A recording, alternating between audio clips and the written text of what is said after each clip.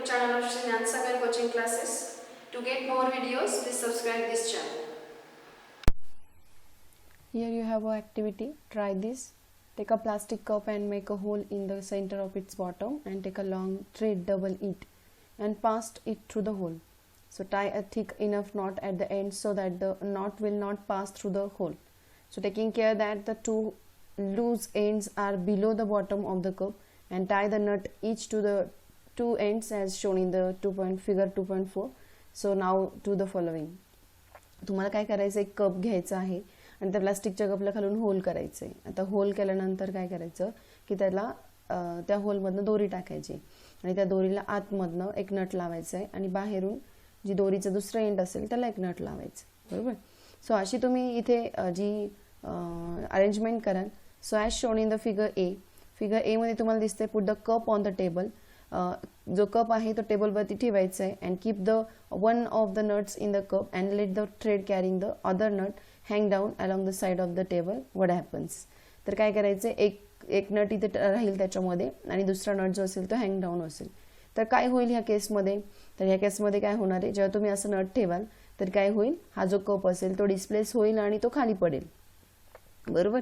आता as shown in the figure B, when the cup is a sliding along the table, stop it by putting a ruler in its path. आता काय करायचं आहे की तो त्याच्यावरनं स्लाइड होत जाणार आहे. बरोबर. मग त्यासाठी त्याला स्टॉप करायचं असेल तर त्याच्या आपण पाथमध्ये काय ठेवली, रुलर ठेवली तर तो स्टॉप होईल. बरोबर. म्हणजे रुलर त्याच्यावरती फोर्स अप्लाय केला आणि फोर्स अप्लाय केल्यामुळे काय झालं की तिथे तो स्टॉप होणार आहे, तो कप खाली जाणार नाहीये. आणि फिगर सी मध्ये दिसतंय की keep the cup at the centre of the table आणि दोन बाजूला दोन हँगिंग नट्स ठेवायचे. So on opposite of the table. काय होईल त्याचे क्वेश्चन्स तुम्हाला इथे दिलेले आहेत. So first question is in figure A, why does the cup get pulled. Figure A मध्ये दिसतंय की कप पुल का झाला. कारण आपल्याला माहिती आहे की इथे जो फोर्स होता हा फोर्सच्या डिरेक्शनने त्याची डिस्प्लेसमेंट, ह्या नटने त्याच्यावरती फोर्स अप्लाय केलेला आहे आणि त्या फोर्समुळे काय होतोय, तो कप डिस्प्लेस होत आहे. तर त्या नटच्या डिरेक्शन त्याची डिस्प्लेसमेंट झालेली आहे. बरोबर. सो तिथे फ्रिक्शनल फोर्स जो होता त्यापेक्षा हा जो अप्लाय केलेला नटने अप्लाय केलेला जो फोर्स होता तो ग्रेटर होता. That is why that cup get pulled. Okay. Then figure C, what is the relation between the displacement of the cup and force applied through the ruler.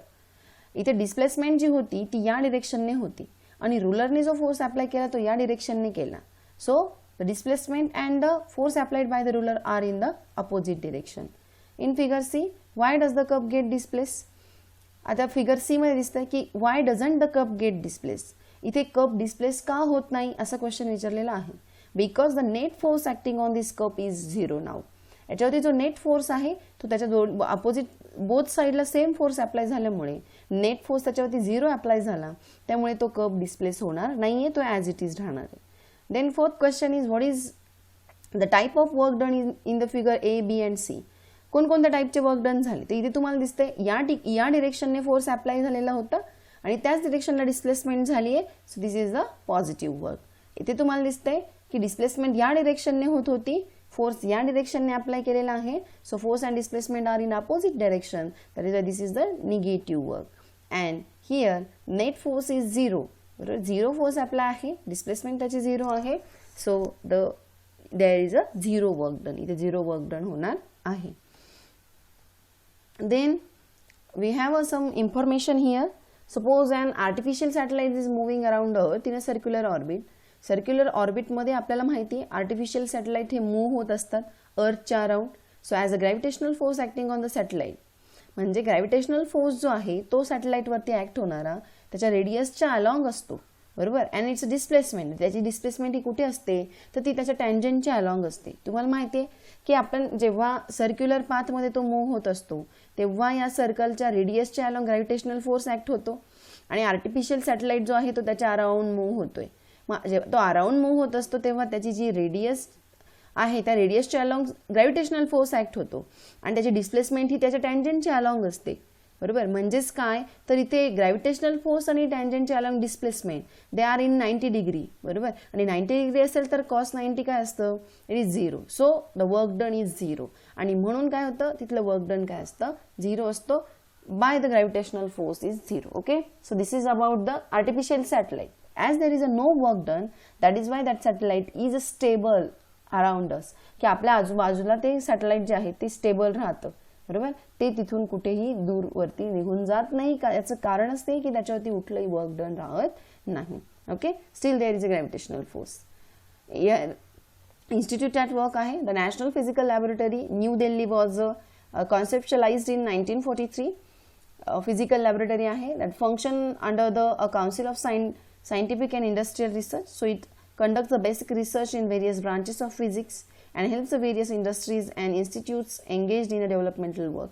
So its main objective is to establish the national standards of various physical quantities. So national standards आहे physical quantities ते create करणं, establish करणं हे ह्या ज्या lab आहे त्या लॅबचं महत्त्वाचं एक ध्येय आहे. आणि त्या दिशेने ते वेगवेगळे रिसर्च त्यांचे करत असतात, बेसिक वेगवेगळे प्रोग्राम्स कंडक्ट करत असतात आणि ही एक रिसर्चची लॅबोरेटरी आहे. So that is a information for us. Okay, now let's see solved problems. So first solved problem is calculate the work done to take an object of mass 20 kg to a height of 10 meter. म्हणजे आपल्याला इथे work done calculate करायचं आहे. त्यासाठी तुम्हाला दिलेला आहे ऑब्जेक्टचं मास दिले 20 kg. So given things are here. Mass is equal to 20 kg. Okay, height is म्हणजे displacement s is equal to 10 metre. acceleration g is equal to 9.8 meters per second square. Okay, we have to find out the work done. For work done we have required a force.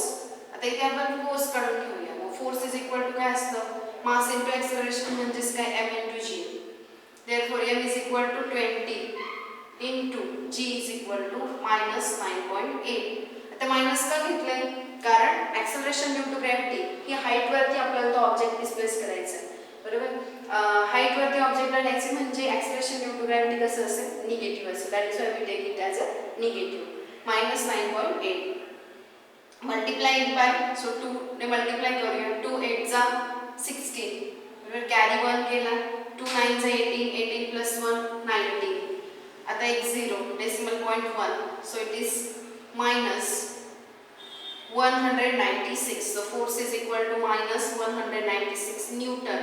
इतकं काय आलेलं आहे, force आलेला आहे. So now we have to find out the displacement.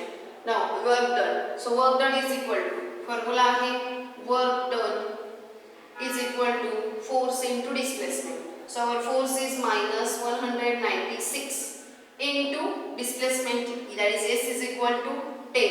So which is equal to minus 160.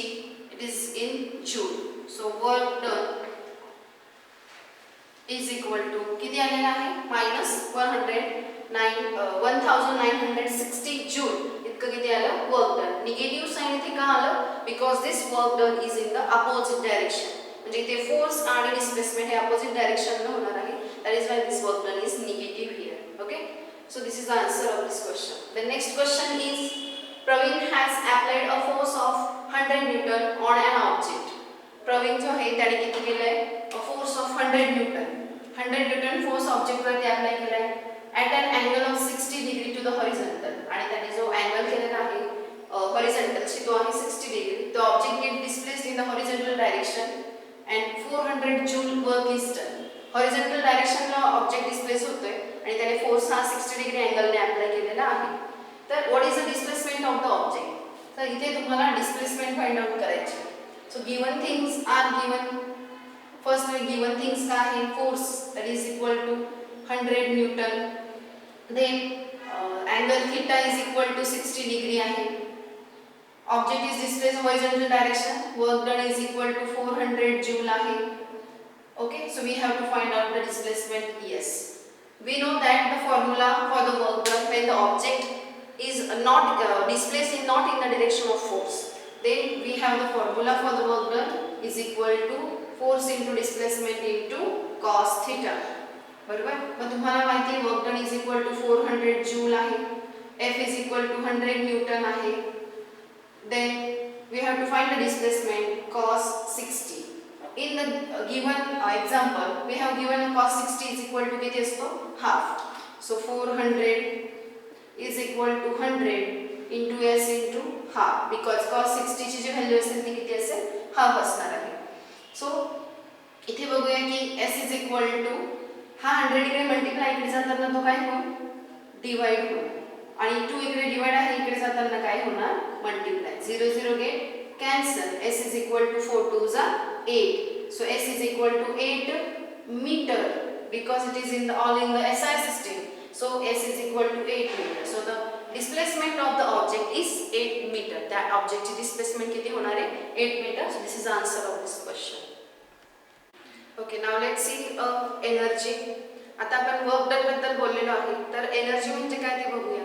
त्यासाठी तुम्हाला तुमच्या बुकमध्ये काही क्वेश्चन्स आहेत. व्हाय डज इट हॅपन असं क्वेश्चन्स विचारलेले आहेत की असं का होतं. If a pot having a plant is kept in a dark, so the plant is languishes, then on increasing the volume of the music system or TV, that is beyond the limit, so the vessels in the house are start vibrating. Then third is collecting the sunlight on the paper with the help of the convex lens. That paper burns that paper. म्हणजे हे काय झालं तर इथे तुम्हाला दिसते की समजा जर तुम्ही एखादा जो पॉट आहे त्याच्यामध्ये प्लांट असेल आणि ते तुम्ही अंधारात ठेवलं तर ते थोड्या दिवसांनी सुकतं.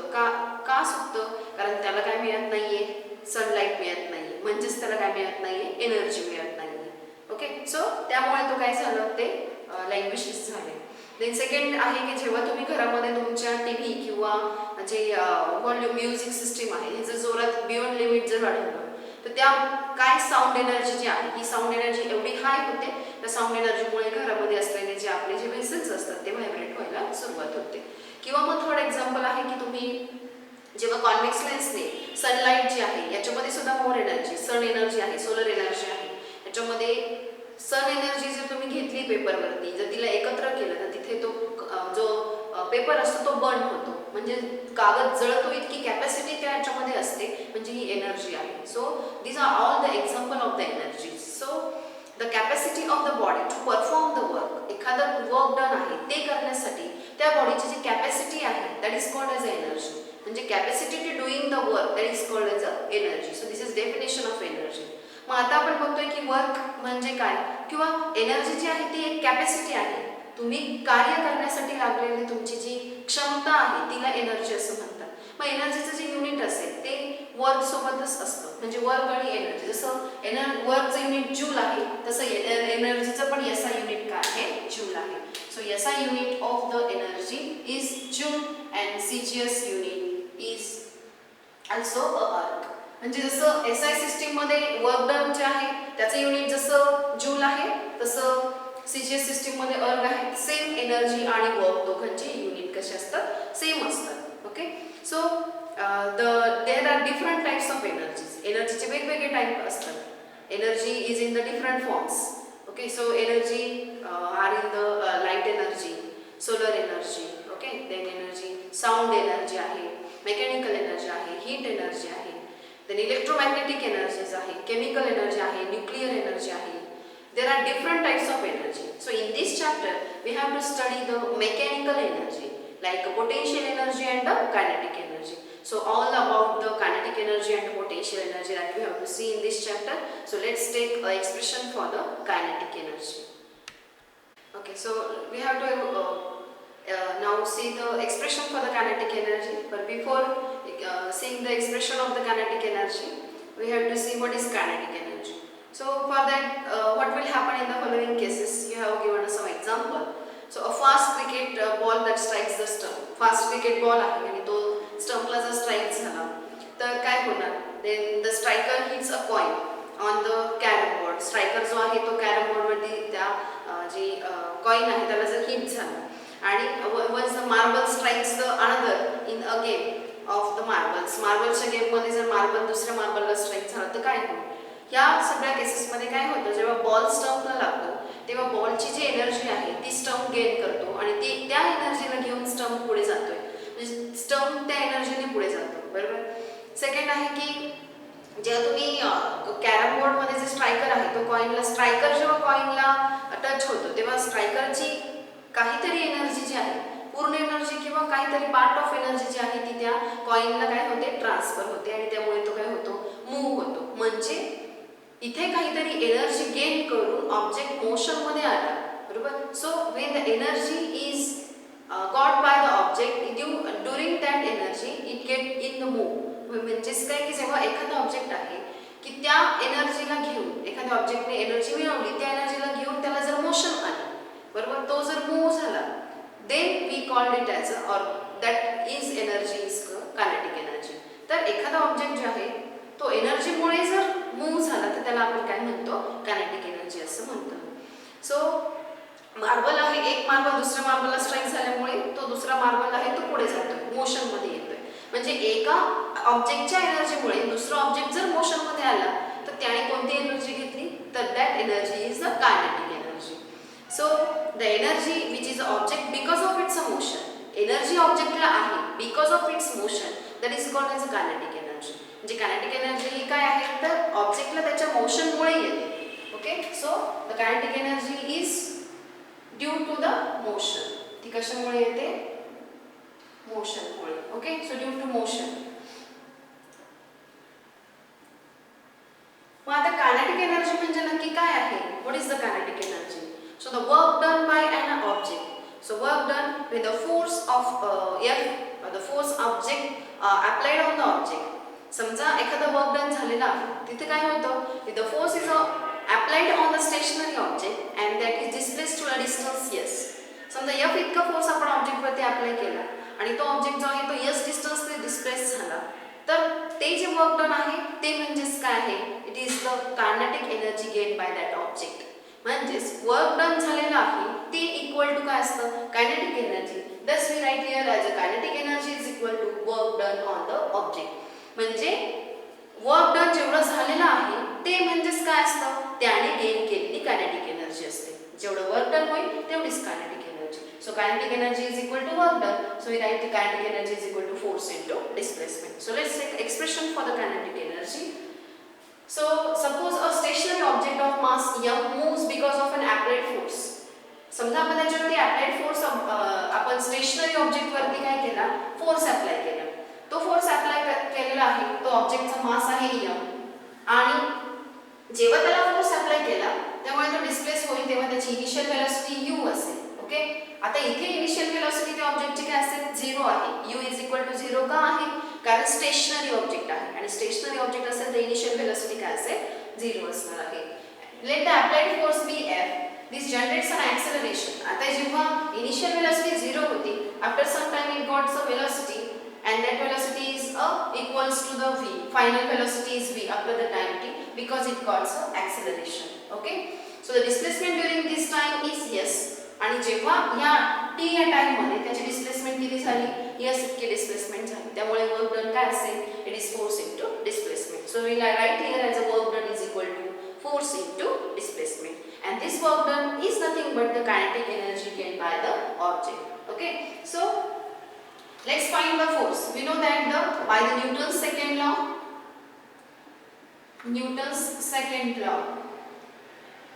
force is equal to mass into acceleration.